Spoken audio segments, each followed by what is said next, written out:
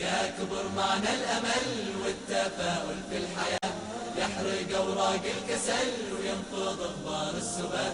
يا كبر معنى الأمل والتفاؤل في الحياة، يحرق أوراق الكسل وينفض غبار السبات. الله يا محلى الأمل يدفن بكفة مآسي، مهما عانيت وحصل تبقى عايش وانت ناسي. الله يا محلى الأمل يدفن بكفة مآسي، مهما عانيت وحصل تبقى عايش وانت ناسي. يا كبر معنى الأمل والتفاؤل في الحياة، يحرق أوراق الكسل وينفض غبار السبات.